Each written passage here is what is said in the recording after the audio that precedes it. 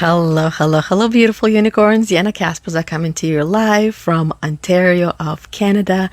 And as your certified professional performance and spiritual awakening core energy coach, it has been my soul's purpose to help women, to help you get your shit together so you can break free from that mental prison that you find yourself in and build a life, business, or a career that you're not only proud of, but actually excited to wake up to every single day, including the weekends, and not just wait until the weekend comes around to feel like you love your life or feel happy or feel joyful, but to feel that and have that feeling be with you and be you every single day, which will help you to stop self-sabotaging. It will help you to stop self-procrastinating, avoiding, leaving projects or tasks or activities unfinished or uncompleted. How does that sound? Does it sound familiar? I have been there. I have done that. I have lived that way. We can blame all these different things and distractions, but at the end of the day, if we really wanted to do something, we wanted to complete something or experience something, we would. Because if the past has taught us anything, it also has taught us that the things that we want to do, we do them and we complete them and see them through. That's why today, the topic that I wanted to talk about today is, I want to talk about the horrible effects of anxiety, stress, fear, and worry on your body, on your mind, and most importantly, on your future. Everything that you are doing today is what's going to dictate your future. The past matters, but not as much as you think it does.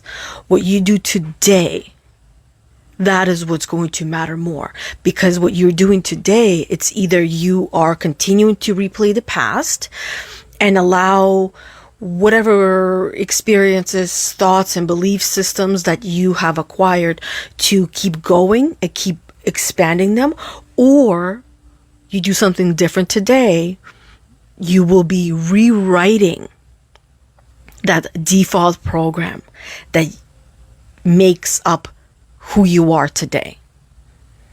And many of you don't like certain parts of who you are today, whether it's the way you think, whether it's the way you perceive and interpret things, whether it's the way that you experience the world, or maybe it's the way that you do certain things. There's certain parts that you don't like of yourself. And those are the parts that can cause you to feel less than. This is where the anxiety can come from. This is where your stress can come from. This is where your fear often is rooted in as well. The fear of being alone and nobody loves me, nobody cares for me, nobody sees me, nobody's there for me. That fear is real in each and every one of us. The fear of abandonment is real in each and every one of us. Some of you have experienced that firsthand, where you had someone abandon you. It's actually most people that have experienced that abandonment. Hey, Rebecca, how are you doing? Beautiful, long time no see. Rebecca says #live. Hi, Kelly. Kelly says hello. How are you doing, ladies? We all have experienced abandonment. Some more than others. More than others. Abandonment, someone could have experienced, your mom took you to a daycare and left you there for the first day, and then every day after that by yourself, and you had no idea what's happening, so you felt abandoned. While others had a much more traumatic events and experiences of abandonment, where they were actually abandoned by their family in more ways than just one. So let's talk about that. Anxiety, fear, stress, and worry, they're not just feelings. They're not just emotions. They are very powerful forces that can destroy your life, that can destroy you, that can destroy your body, your mind, your soul, your spirit. The Monsters Inc. comes to mind. If we, we're being told what's happening, it's always right in front of us, and when things are in front of us, people don't question it. But if you start questioning all of these things that you're watching that are being put in front of us, such as Monsters Inc., where a monster goes into a human child's room and wreaks havoc. It pumps the child full of adrenaline, cortisol. All are coming from anxiety, fear, stress, and worry, because now this child is going to be worried something else is going to come out of the closet. And in life, we all experience things that create a story within us. And all of these stories that we're carrying, which are our default program, are unconscious. We're not aware of the stories consciously. That is until we spend a little bit of time, or sometimes a little bit more time, uncovering what that story is. And once we uncover and understand that story, this is where the profound shift happens. This is where you start to, by understanding the story that you're carrying, you will automatically rewrite that story more often than not, depending on the story itself that you're carrying, that often it is no longer relevant or no longer realistic. You might subconsciously still be scared of a monster coming out of the closet, because I'll give you a little bit of a story, since this is a story time, right? With Yana Kasperczak, myself, on Tuesdays, where I do these lives on my personal page at 11:45 a.m. Eastern time. So, and here's a story for one of my clients. She could not find herself sleeping. Like, every time she would sleep, she wouldn't feel comfortable. She wouldn't have the full night's rest. She would have insomnia as well. And through coaching, it was a couple of days of coaching, she uncovered that she was carrying the story from an experience of when she was a child. So when she was a child, her sibling hid in the closet, waited until she fell asleep, jumped out, and scared the bejeebus out of her. So from that point on, she has not been able to sleep very comfortably or felt very safe sleeping in her room by herself. And this was a long time ago when that happened. And when she realized that this was the story that has caused her, or the experience that created a story within her that has caused her to not feel safe and not feel comfortable sleeping in any room by herself without the protection. And also she was sleeping on always, didn't know why, but always on the other side where the closet was not, because of that experience that she went through when she was a child, that created quite a few stories. But when she realized the root of where it was coming from,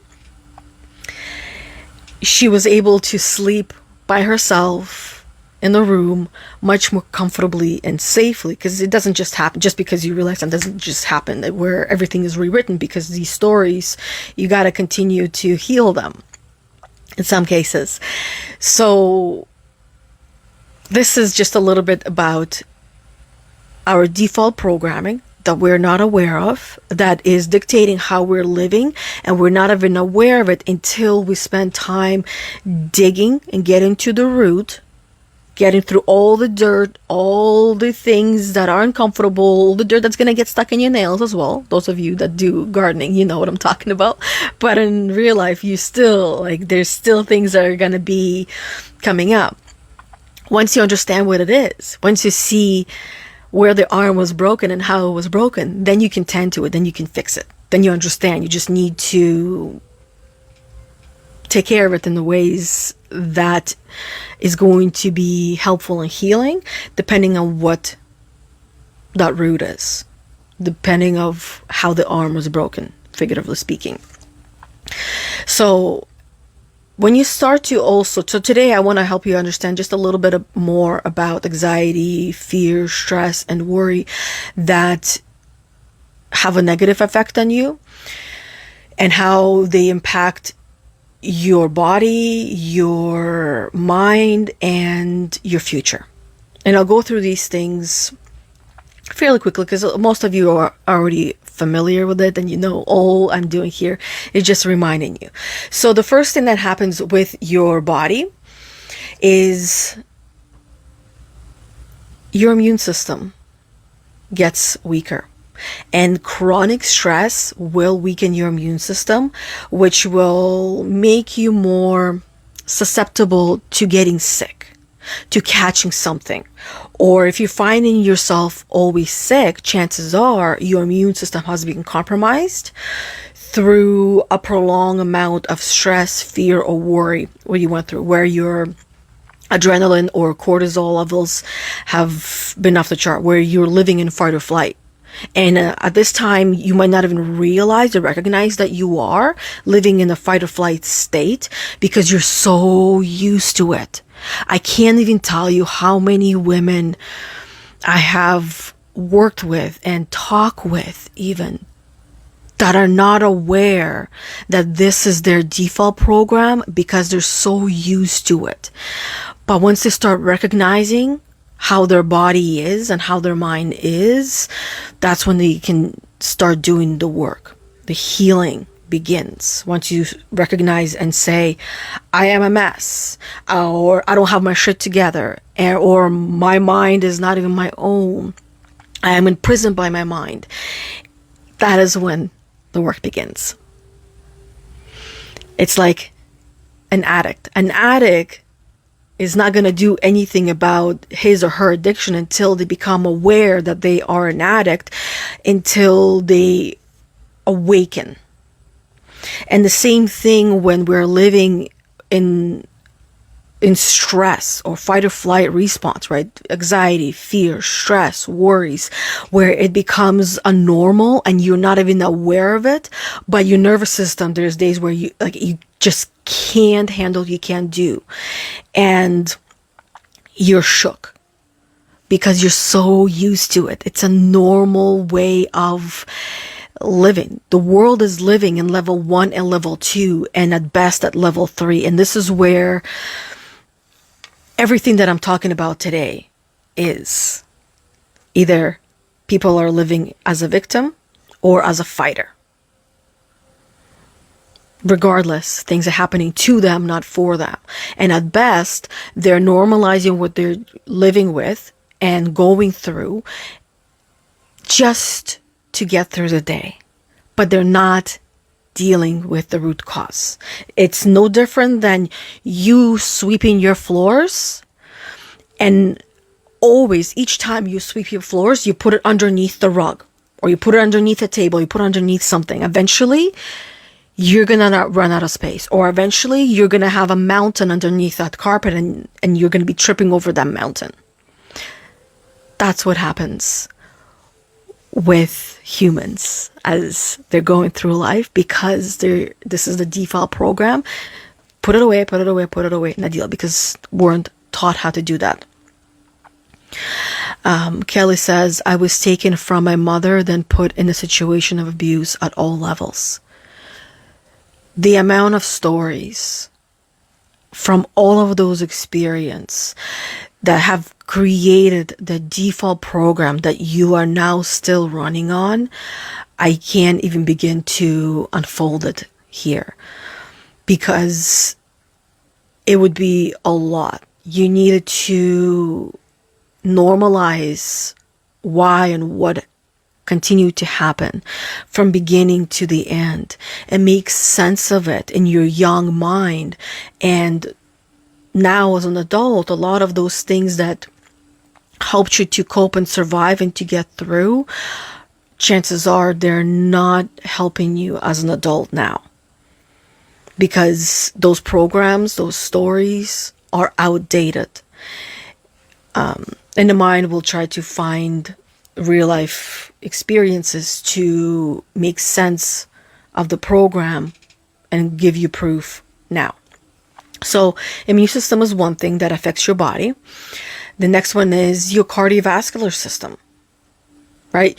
Your heart, where you might find yourself hyperventilating, being out of breath, or you might even find yourself feeling or even having heart attacks or strokes.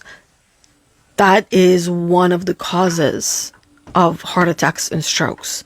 Fear, stress, anxiety, when your cortisol and adrenaline levels are out of normal, but you don't even recognize it because this is how you lived your whole entire life and you just don't know any different. You've never experienced peace and calm until you do, and then this is when you start to understand yourself and your body and your mind. And of course, it's going to affect your future. Your digestive system is going to be shook. The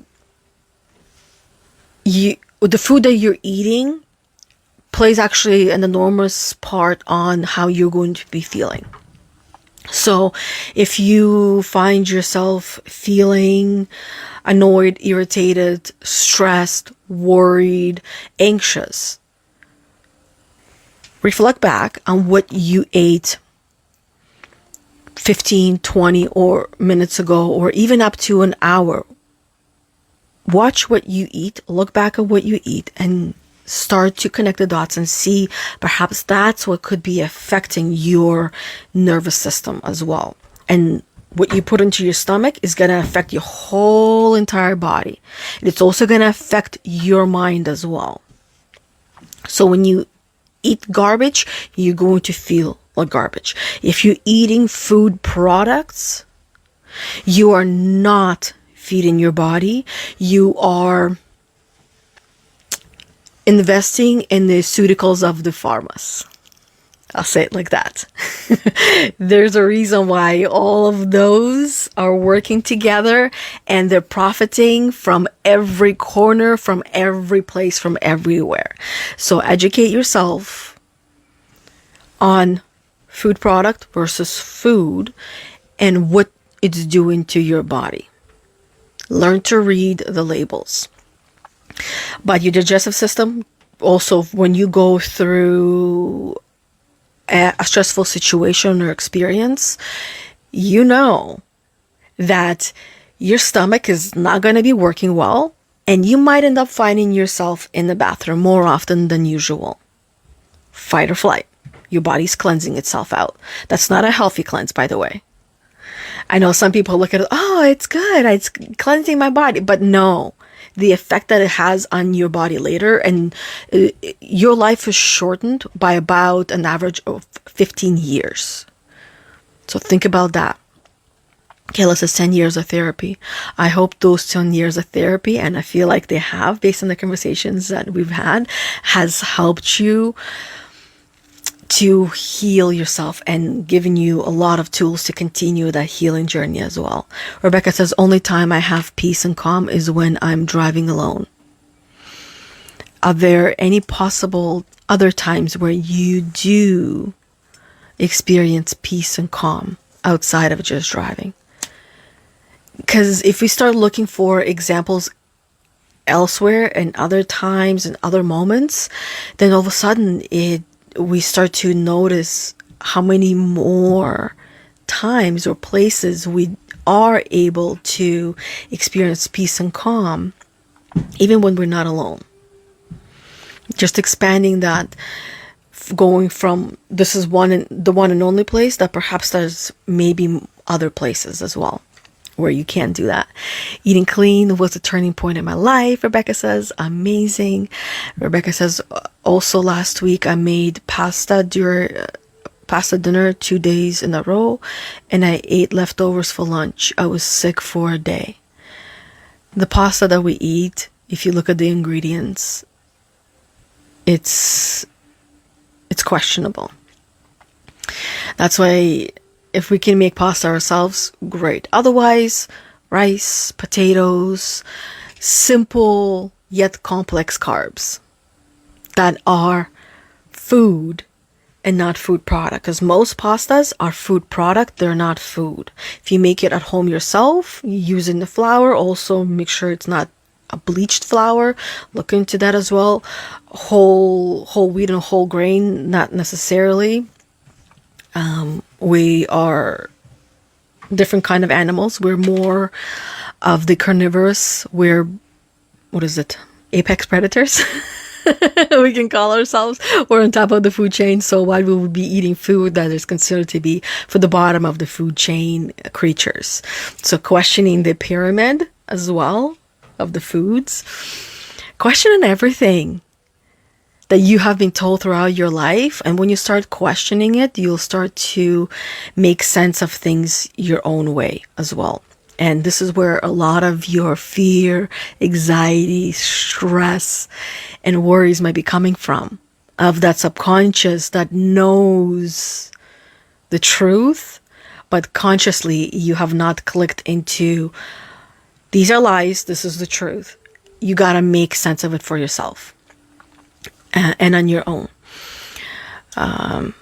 Rebecca says, I have moments here and there. I'm still detoxing. Awesome. Okay. You will find your muscles tensing up as well. Maybe you're holding your breath as well, or just certain areas of your body that you're feeling tense. And can you imagine what will happen if you constantly find yourself in this state where your muscles or your body is tense? Chances are you're going to have a headache or a tension headache. You're going to have soreness in your body or throughout your whole entire body. You will probably have back pain, neck pain, shoulder pain as well.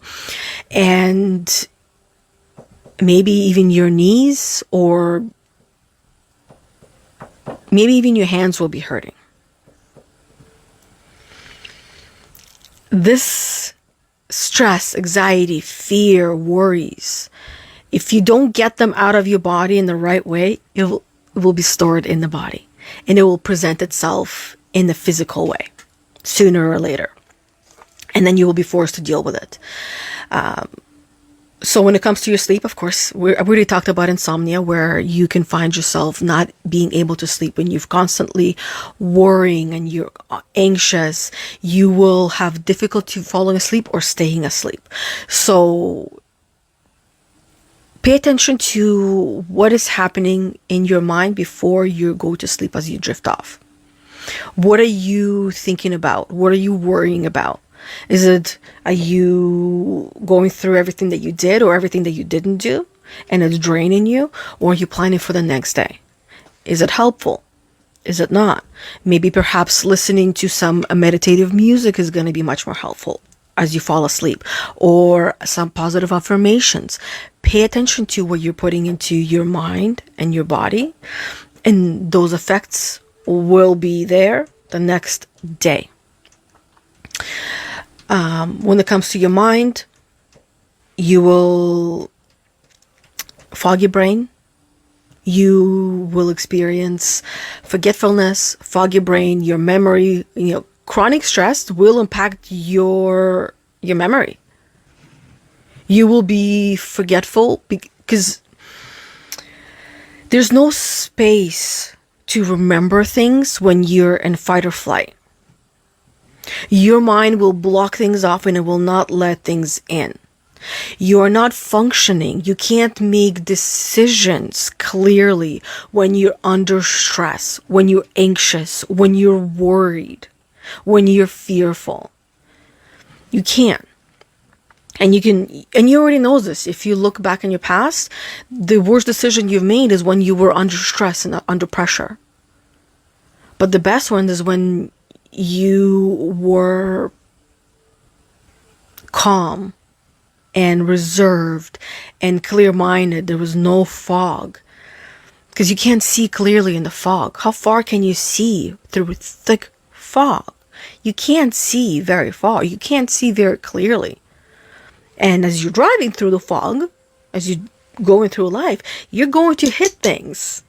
And that's going to cause you more stress, more fears, more worries, adds to your story of now I gotta look out for hitting this and experiencing this on my road of life, on my healing journey, on my spiritual awakening journey. And this is where your procrastination, self-sabotage, and avoidance comes from as well. From your stories, from your past experiences that keep you hostage in your body, in your mind.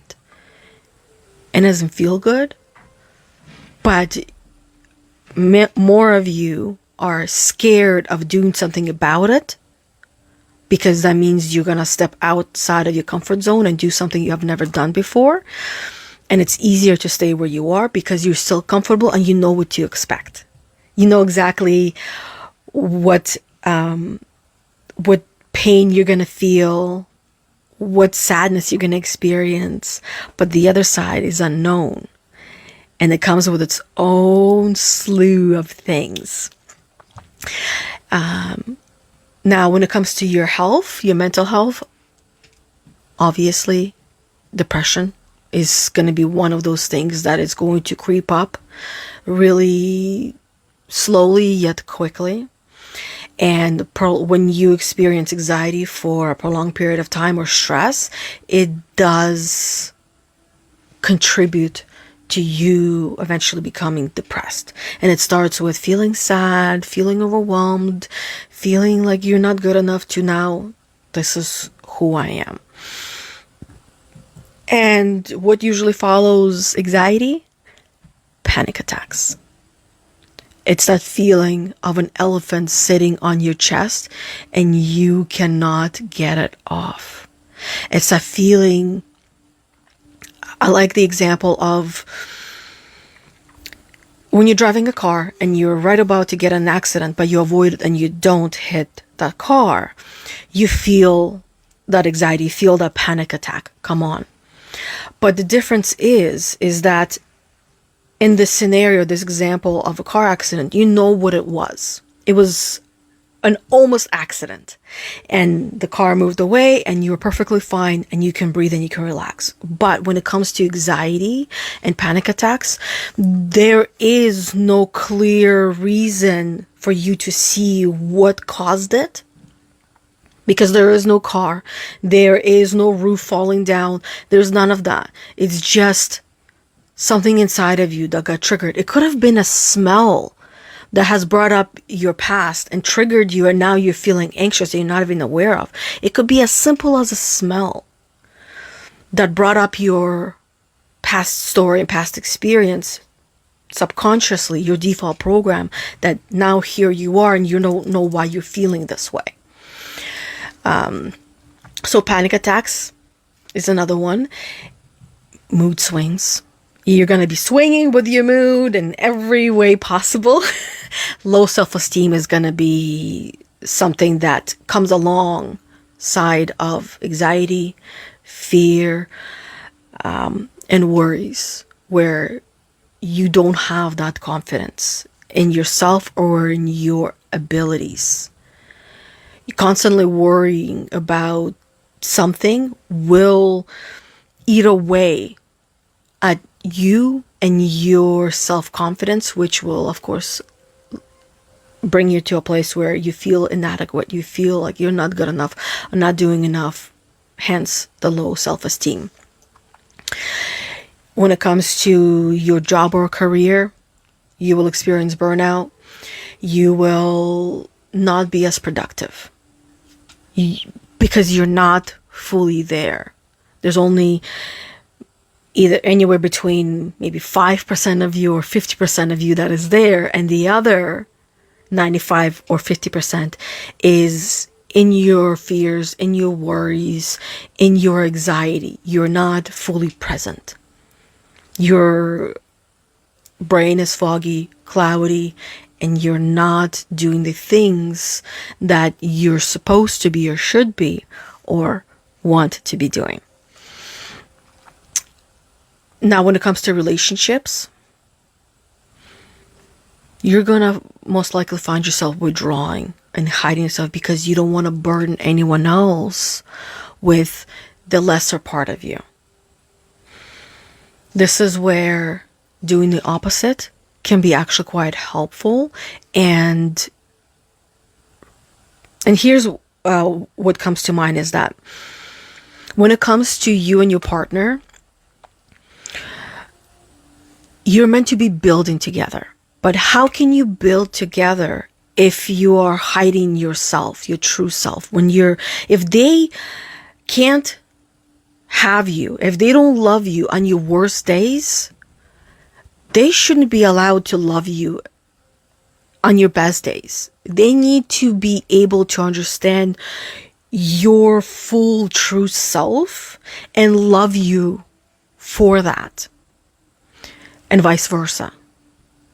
And if you want them to open up, you must do it first.